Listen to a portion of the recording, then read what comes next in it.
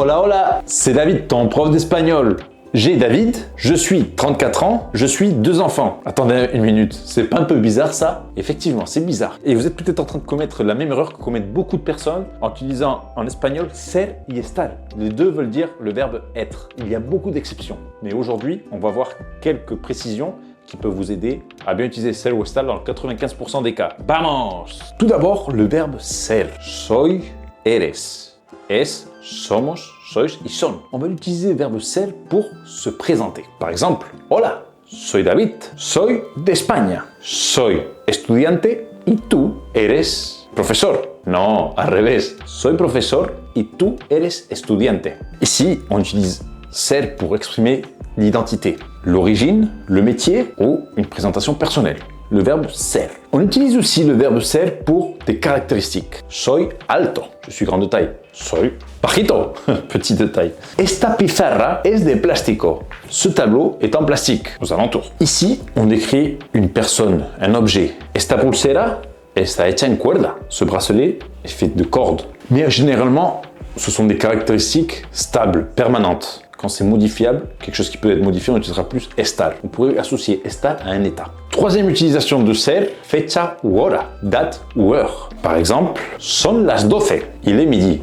Son las 12. Son las 10, il est 10 heures. Hoy es 25 de marzo. Aujourd'hui, c'est le 25 mars. Es, rappelez-vous, c'est soy, eres, es, somos, sois y son. Date et heure, on utilisera aussi ser. La quatrième utilisation du verbe ser, c'est pour exprimer que quelque chose m'appartient. Es mi coche, c'est ma voiture. Es mi casa, c'est ma maison. Es mi hermana, c'est ma sœur. Es tu hermano, c'est ton frère d'appartenance. Après, la cinquième utilisation du verbe ser, on l'utilise pour beaucoup d'expressions impersonnelles, mais il y en a beaucoup qu'on utilise beaucoup. Par exemple, es importante, c'est important. Es difícil, c'est difficile. Le contraire, es fácil, c'est facile. Es interesante, c'est intéressant. Es divertido, c'est amusant. On peut aussi dire d'autres choses comme es una buena idea, c'est une bonne idée. Es una mala idea, c'est une mauvaise idée. Eso es importante, c'est important. Es muy importante tener en cuenta eso. Très important de prendre en compte tout ça.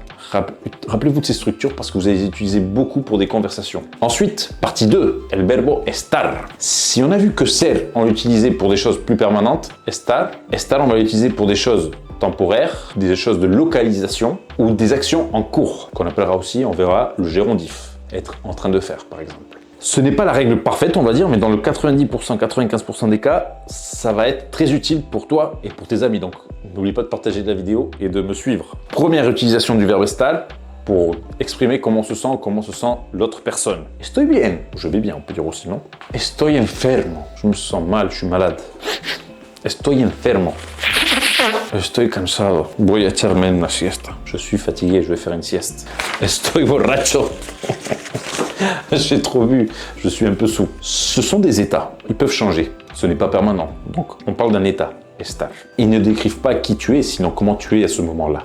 La deuxième utilisation du verbe estar pour localisation. Par exemple, estoy en el restaurante. Je suis dans le restaurant. Estoy en casa. Je suis à la maison. Estoy en el estudio de grabación.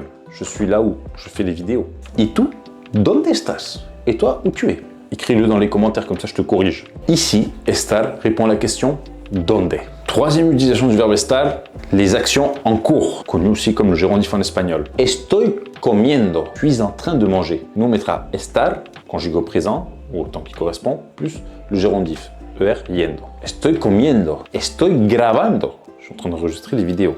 Estoy corriendo, estoy sonriendo, je suis en train de sourire. Estoy hablando, je suis en train de parler. Je vais rappeler la conjugaison du verbe estar qui peut être intéressant. Aquí está escrita la conjugación del verbo estar. Estoy, estás, está, estamos, estáis y están. L'élément clé, la troisième partie de cette vidéo, l'élément clé pour bien différencier ser ou estar. Première question, est-ce que je suis en train de parler de quelque chose de permanent ou quelque chose qui a une durée limitée? Non. Si c'est permanent, ça sera ser. Si c'est une durée limitée ou que ça peut changer, estar. 2. Est-ce que c'est une caractéristique ou bien un état? Caractéristique ser, un état estar. 3. Ça va durer ou ça peut changer bientôt? Si ça va durer, ça va être ser. Si ça peut changer bientôt, ça va être estar.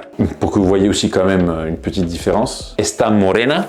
Está morena est différencié de es morena. Está morena, il est bronzé. Elle est bronzée. Après l'été, en principe, elle ne sera plus bronzée, quoi.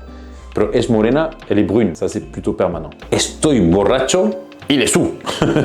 Il va changer. En principe, demain, il ne devrait pas se réveiller en étant sous. Mais bon, si vous venez à mon village un jour, parce que là, je compte bien vous le montrer, vous verrez que j'ai quelques amis qui sont borrachos tous les jours. Hein. 4. Quand change la définition. Parfois, quand on utilise le même mot avec le même adjectif, ça veut dire deux choses différentes. Par exemple, soy listo o está listo. Soy listo, ça veut dire je suis intelligent. Et está listo, ça veut dire, ou estoy listo, ça veut dire je suis prêt. Donc ça peut changer la définition de la phrase en fonction du ser ou estar. Ça, ce sont des exceptions qu'il faut connaître un peu ou se poser la question. Qu'est-ce qu'il vient de dire? On peut chercher un peu, voir ce qu'a dit la personne. Dans ce cas-là, logiquement, c'est une des exemples à apprendre. C'est pour ça que je vous l'ai dit, parce que vous pouvez être amené à l'utiliser. En résumé, retenez bien ça. Ser s'utilise pour des présentations, définir les caractéristiques, las características, dire l'heure ou la date, parler de l'appartenance. Et estar, on va l'utiliser pour des états temporaires, la localisation ou des actions en cours. Quand tu doutes beaucoup, pose-toi la question. Est-ce que c'est quelque chose de permanent ou c'est quelque chose qui va finir? Avec cette simple petite idée, tu vas pouvoir savoir si utiliser ser ou bien estar. J'espère que cette vidéo va être très utile. N'oublie pas de la partager. Si tu veux suivre notre formation qui est disponible au CPF ou pour les entreprises à travers les OPCO, remplis le formulaire ci-dessous ou bien rejoins notre communauté sur School pour continuer à apprendre avec nous. Je te conseille maintenant de voir la suivante vidéo, En con o por. Vamos!